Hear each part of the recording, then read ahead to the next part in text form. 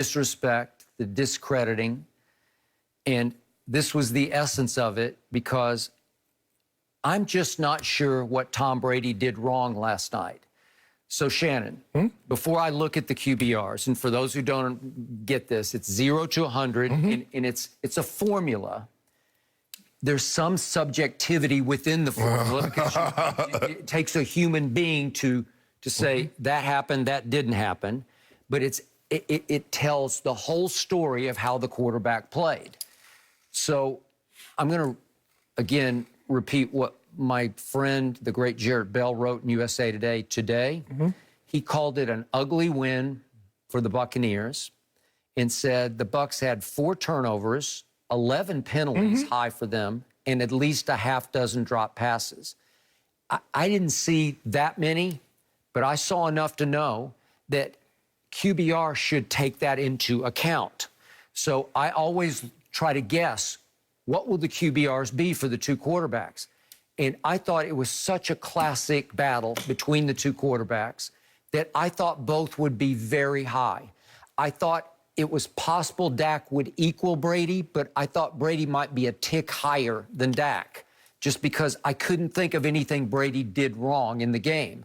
So when I'm talking about high QBRs, it has to be around 90-ish. Oh, I know they wouldn't either get to 90, not with an interception on their resume. All right, but the 2 Brady interceptions, were they his fault? No, but the QBR doesn't factor that in. They just see interceptions. They can. They can subjectively factor in that you can disqualify the interception. Right. So what did we see in the interceptions? Yeah. We saw a little flip pass, to Leonard Fournette. And he breaks out of the backfield. And again, is it like the greatest throw ever? But it's just he's an NFL running back who catches a lot of balls. Right. That's just, it hits you in both hands. You got to catch it. Yeah. And you get a bad carom and it goes right to Trevon Diggs. Right. And you know the rest of the story. You give him an instant field goal. And then here's the Hail Mary at the end of the half. And he throws it with all his might, and he gets it to the back of the end zone, hoping Gronk can go up and get it. And that's 60 yards. He threw that ball 60 yards. 60 yards. And the point maybe is, a little further. It's just a jump ball. And you hope Gronk goes up first, and he couldn't find it. And now the DBs are just, it's a tip drill, and they're tipping around, and all of a sudden, my team winds up with it. So I disqualify that interception also. So in the end, it's 4 touchdowns. And remember, a big play in the game is the throw to Godwin for 11 yards. And for a second, I thought Godwin's going to score, and Kazee, my new safety from Atlanta, strips him. Well, so help me out. That could have been 5 touchdowns, right? But you can't factor that in what could have been, Skip. Okay, but I'm saying he did his part to throw 5 touchdown passes. So in the end, I'm saying, how could you say he had a 65 QBR? Where are you docking him? There's the Kazee. Yeah, and it was a huge play. And again, this is not like a sensational throw, but speaking of great throws, let's just look at the drops first, okay? So 2 of the key drops are, if we look at Antonio Brown, it's earlier in the game, and it's a big 3rd down. It's 3rd and 5 at the Dallas 40, and AB sort of sits down in the zone, and Brady finds him, and it just hits him right in the hands. Well, that's Antonio Brown. He does not do that, okay? So my point is, that's a drop, and that's big yardage and a 3rd down conversion. So QBR might dock you because you're only 5 of 11 on 3rd downs. Well, that should have been 6 right there. And, the one he had to Godwin was a 3rd down. Let's go to Godwin. Let's go to Godwin. And what a sweet throw this is. I don't know that you can throw a better pass than that. And again, he got turned around a little bit, but it hits him in both hands. And Shannon Sharp's going to catch that. I'm sorry, you're just going to, you might put that one in your back pocket. And so there are 2 huge drops, and that was 3rd and 10 at the Dallas 47. It's just a game changer. It's a game over kind of play because he might break it and score. Okay? So, and at that point, it's 28-26. So all of a sudden, you'd be up 35-26. That's pretty early in the 4th quarter. 12 minutes left, but they might just pour Well, the one definitely that would have probably put the game away is when Godwin fumbled on the 1 yard, fumbled the ball into the end zone. Because, Skip, that would have put him up 9. So now we're talking about you got to get a touchdown and probably going to have the onside kick it in order to get it back. Now, 2 more points, then I'm going to hand the ball to you. But the first Gronk touchdown pass, I know it was only 2 yards, but Was Brady not nimble on this? They rolled him out. Yeah. It's got a little bootleg going, right? If we could see Brady roll out and throw it on the run, I thought he looked pretty good. Yeah. Right?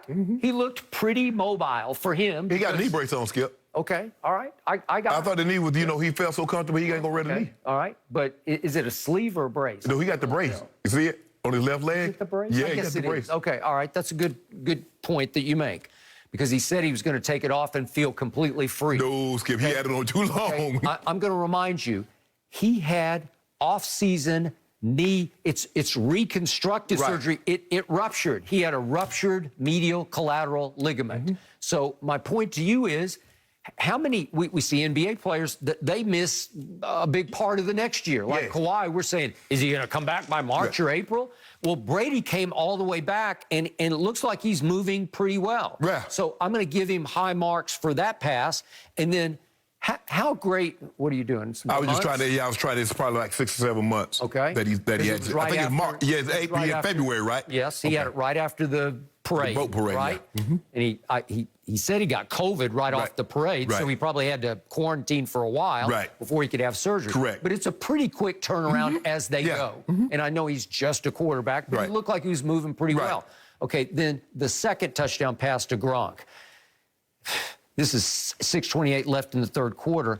This is a Bear defense, Skip. They stretched it. Okay, but you want to talk about rapport. You want to talk about veteran genius throw on both their parts, where they read it, saw it, and knew exactly what was happening. Donovan Wilson is going to blitz out of the slot. He's the safety. Well, he's lined up head up Gronk. This is what we call a Bear stretch defense, Skip. The Chicago Bears made this famous, the 46 defense.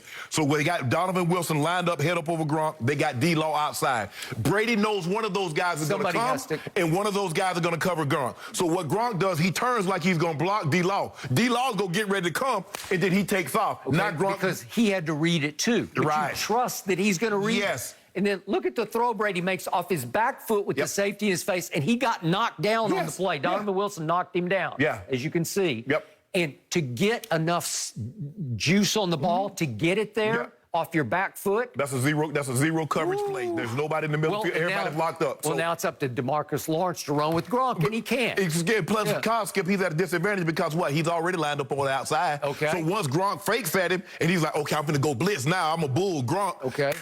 Gronk's up inside. All right. So in the midst of all their penalties and everything that went wrong, finally the GOAT gets the ball back with 1:24 left, and he even has to overcome a Donovan Smith left tackle false start, which messed him up and made it first and 15. Made him use that the timeout. And they had to use their timeout. So now, from that point on, that's 55 seconds left. He has no more timeouts.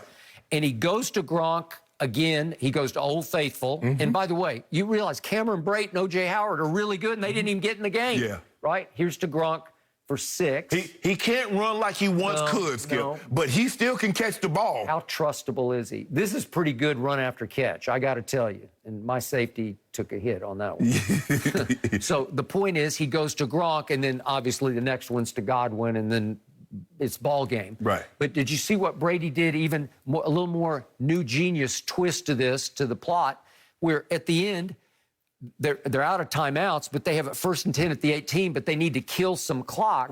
And so he says, I'm not going to hand it off. I'm not going to trust anybody else. No. I'm just going to stand in the shotgun, and I'm going to just throw it out of bounds 3 straight times because I got the ball in my hands. You don't want to skip. You don't want to take the chance of running the ball, and then everybody going to be slow getting off the pile, and you mess around and you run out of time. So I'll hold it in my hands. I got the game in my hands because I know I can take a beat, just take one count and throw it out of bounds. And I'm not even going to try to hit anybody. No. You just throw it over his head, and leave Suck up with a 36-yard field goal. And you know you got to throw it over his head, because if you throw it out of the back of the end zone, they're going to get you for intentional grounding. They would. And so now you can run another 10 seconds off the clock, and so you don't want that. So Brady's doing all the little nuanced things. It's that master at work, where you're just watching him at 44, just control the whole football game. And the clutchest player I've ever seen in any sport, he does it again.